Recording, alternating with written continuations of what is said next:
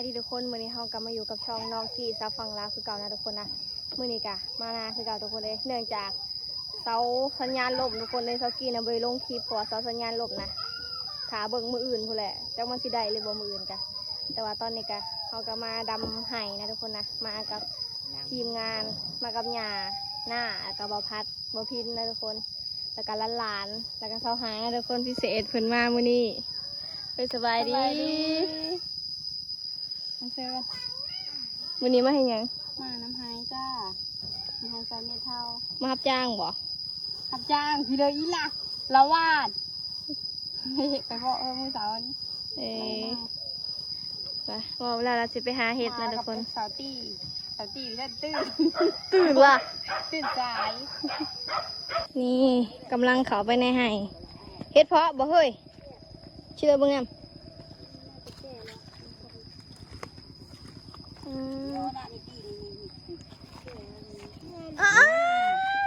มันกำลังอันนี้อยู่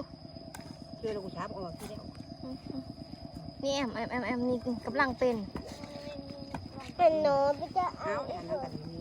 เห็ดเพาะไฟนี่เว้ลงก่อนเห็ดเพาะไฟเดี๋ยวนี้นะแม่นบอกแล้วเห็ดเพาะนี่แซ่บก็มึงชิเลยโอ้โหคือหาไปแกงกินเฮ้ยหาเนี่ยตัวนี้ในหยาแล้วซับ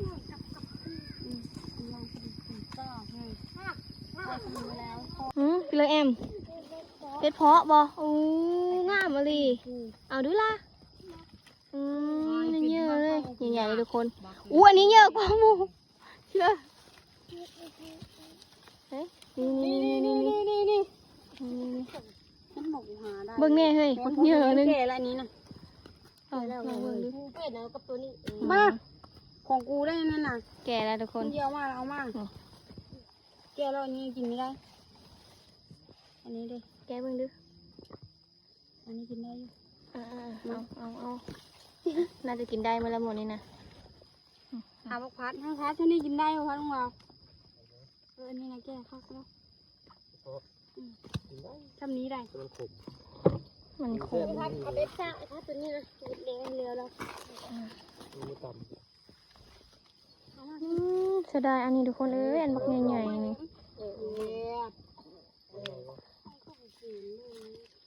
ปล่อยให้มันเป็นเสื้ออยู่นี่แหละ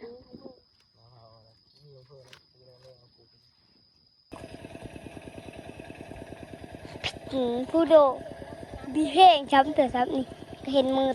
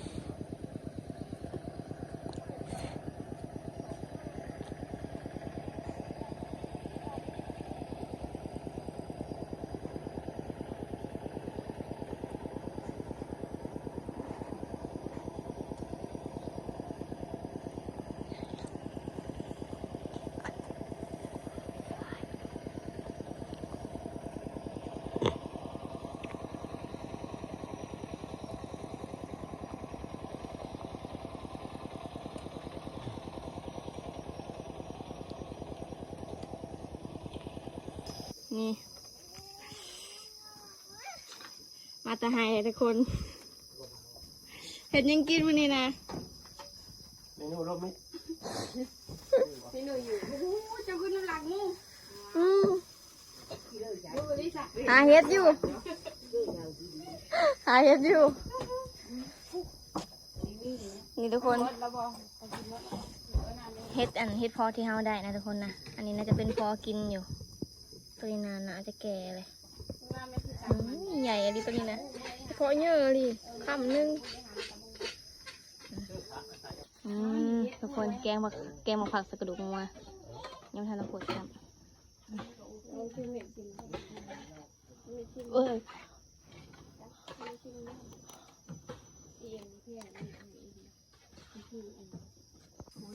นี่ทุกคนอันนี้เป็นก้อยงัวลาบงัว หลับหมูก้อยกับก้อยก็ได้ โอ้โหคน เส้นผม งาหยา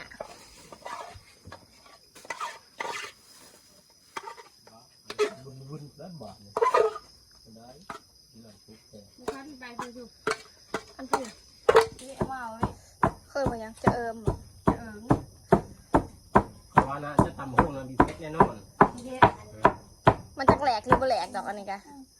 ถ้าทำว่าในเครื่องคกข้างใน ก้อยเสือ คิดนะ ก้อยเสือต่ำใช่ไหมก่อนนะ ปลาตัวตะคนกำลังพดในตอนนี้บุกเลย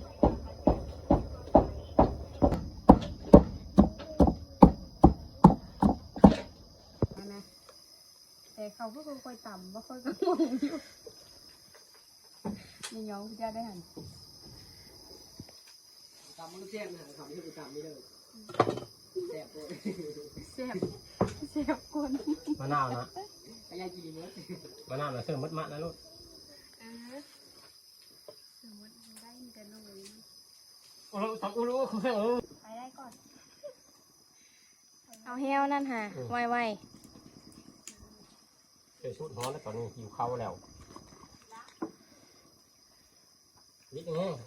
ทอดตุ๊กพ่อโอ้ครับ ๆต้องหวานทั้งเค็ม ไวบอยแล้วนะ เอ้า จะสูตรพอกันแน่ดอกนี่เสือ ชุดผสมเนี่ยชุบพอดีแล้ว สูตรน้าได้อีกเลยก้อยต่ำจะซื้อได้ จานเข้ม หอม ประเดะจะพัดลืมเชื่อได้ อ้าวมะฮุงก็ขบุญนี่ตำคนละขบเหรอ คนละครบ ครับเกิดว่าตำปนกันเลย เชื่อไปแดกก็ ไปเจอแล้วกันอยู่หมดมันก็แซ่บแล้วว่ะไม่มีอันนั้นน่ะ เชื่อไปแดกบุกบ่ เด็ดเลย หอมเลยมันไม่ โอ้ยล้น ล้นได้ได้ ได้เชื่อนะ ซื้อนี่ไปเลยพัดคล้องมาในพัดเนี้ย มาผัดเป๊ะ บอกแล้ว เอาไปแบบนี้เลยเชื่อนะหอมได้ ของมันเลยมีน้ำหอม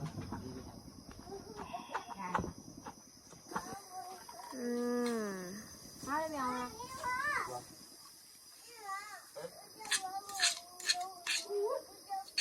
กระดาษเลยกระจับอยู่แบบนี้ ชิมมึงระบบฝีมือตัวเองนะชิมมึงด้วยหันเอาชิมเอ็ดเดอร์ซะ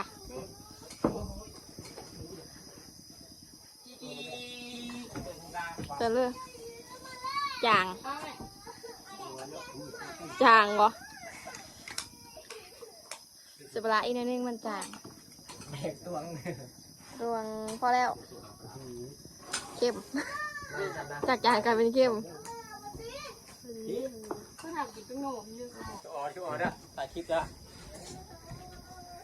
อันนี้บ่เนื้อปลา นั่นแหละ อะไรก็ได้ ตะกอนบวกเข้ากันต้อย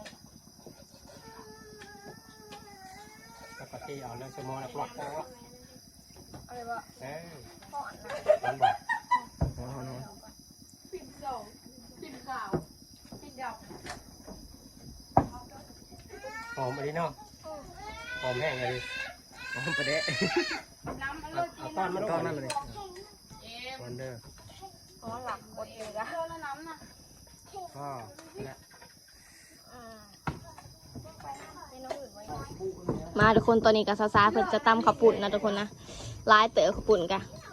หมอหนึ่ง ล้างมือแถวทับ เนี่ยกินกันเฮ็ดแล้วเป็นตะไคร้เค็มมัน ก็ไม่ยังเฮา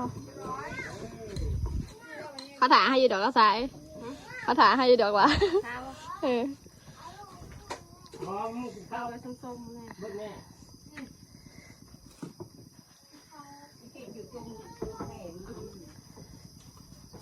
ลำ เข้าไปว่าผมมีเข้า เผ็ดว่ะมาแล้วเป็นความหอม เห็นนั่นแล้ว ไม่ใช่หรอก ยิ้มจนแห้วแห้ง ชาตักเขาเจอ ป้าตัวสาว่าหลายกันเด้อ เปิ้ลถ้าว้าวแล้วกระปุนอันเนี้ย ลงอยู่แล้ว ว้าดอกเพิ่งมาแต่เชื่อก็ได้จุ่มลงแล้วก็ค่อยว่าเฮ้ยหาหุ้นก็ได้แล้วมุ่งนึกหา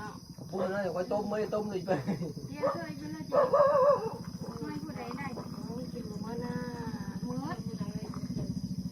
อาโซ่แล้วนะเคยมาเคยมา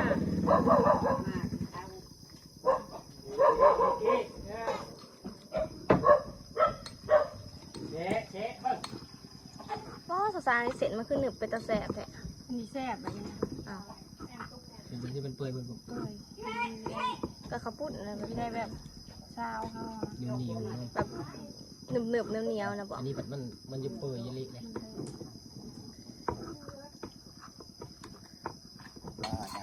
ท่าน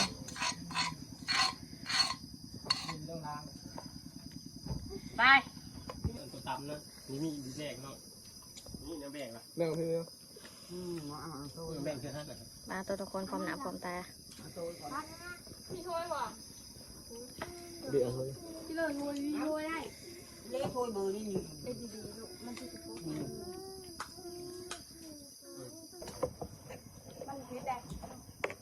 ทุกคนเมื่อกี้ขอแล้วกันกินจนอิ่มแหละลืม การเยอะการเยอะแห้ง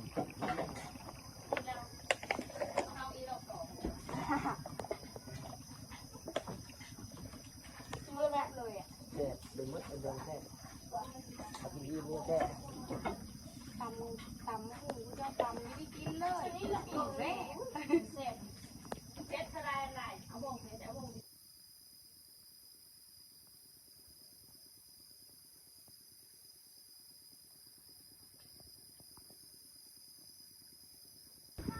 นี่ทุกคนตอนนี้ก็พากันกินข้าวกินน้ำแล้วเราก็สิมาซักดำไห้ต่อนะทุกคนนะหน้าเพิ่นแทงเขาควายอยู่สกี้อ่ะมีหน้าที่มาซักอันนี้แทนนะแล้วก็ใหายล้านๆมีคนทมเขาใส่ลุ้นเขาใส่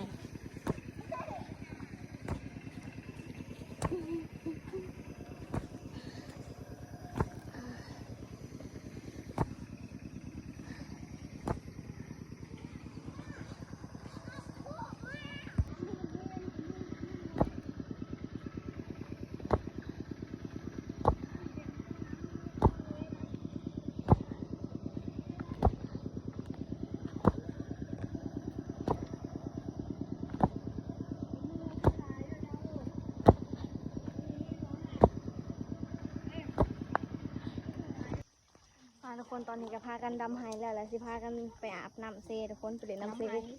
น้ำไห้เมื่อยแห้งทุกคนคือว่ามันห้อนหั้นนะมันแบบว่าเสือมันเป็นแบบว่ามันบระบายอากาศแล้วมันห้อนทุกคนตอนนี้เหงื่อเต็มโตเลยเราจะไปเล่นน้ำไปสะใจนะทุกคนนะเด็กน้อยพากันย่างก่อนเลย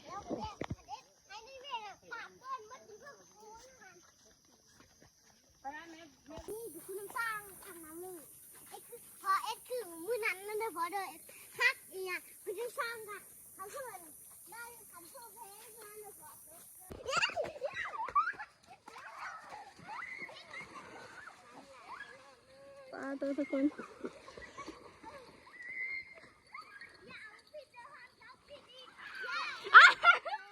กดเนาะตะโหเลยเหมือนทุกคนสกีไปหลินน้ำก่อน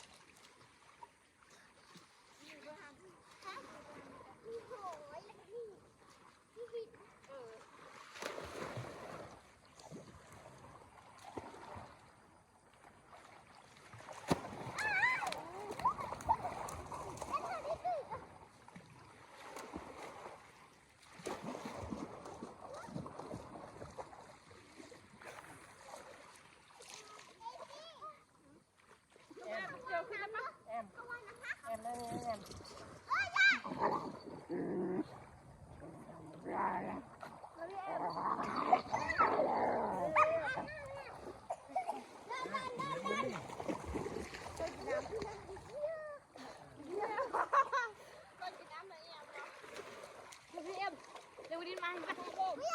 ไปขับดินก่อนไปดินน้ำ เฮ้ย น้ำมาเลย พัดคิ้วโอ้ขาวเลยตาขาจะหนึ่งนะ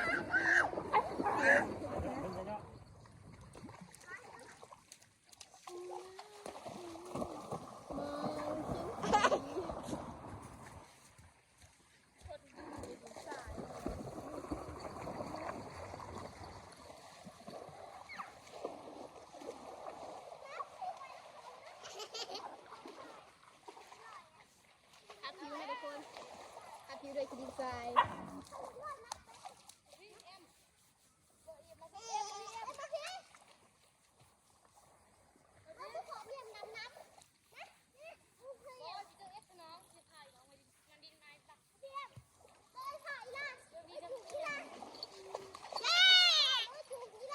กี้อย่าทำนี้ได้ไง ได้เยอะมากได้เยอ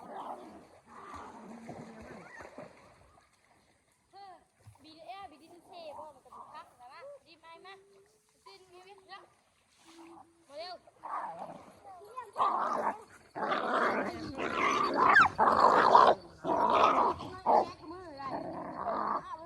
เจ๊ไปดินมาใช่ไหมน้ำตื้นนึงจ้ะ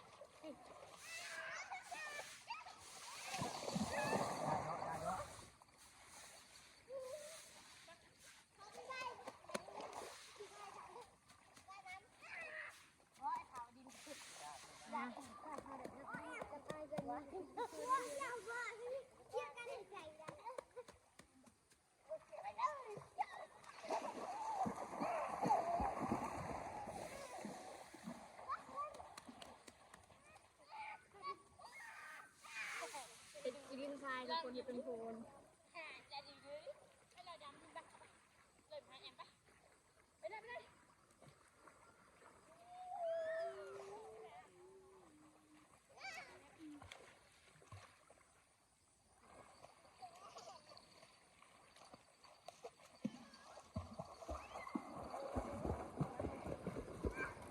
ข้าวมาแล้วมาเจอเนี่ยดูคลิปว่านี่อาบน้ำไปข้าว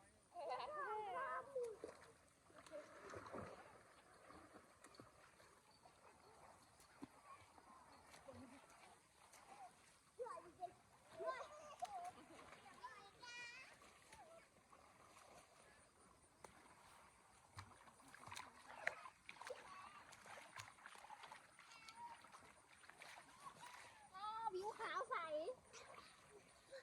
ใช่หรือมันเป็นดอกหมักหน้า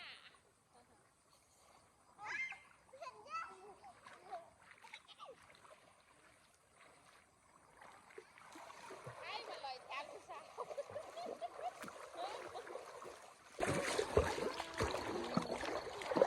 เป็นอะไรขักวะ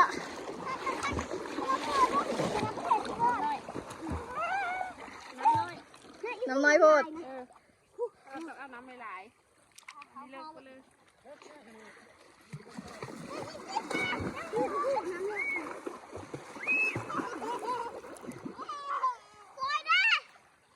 ซอยแน่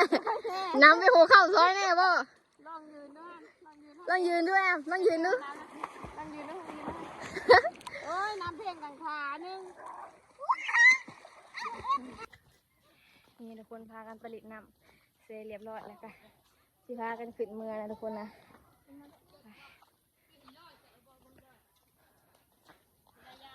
พอดีเศร้าเมื่อยทุกคนเลยพอดีได้สื่นใจนะ